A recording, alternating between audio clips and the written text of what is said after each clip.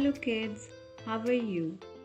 As we all know that learning is not confined to the four walls of the school or home. We can learn anywhere, anytime. Keeping that in mind, today we are going to learn all about me. What comes to your mind when we first think of ourselves? A happy smiling face. So today we are going to make a smiling face. For that, we need one plain sheet, red color and black color. First, we will take red color and scribble it round and round and round. This will help you to develop your fine motor skills.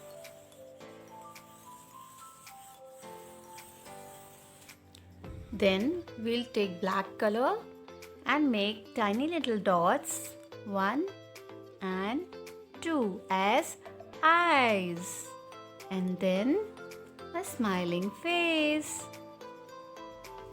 We can make here also. See how easy it is to make a happy face?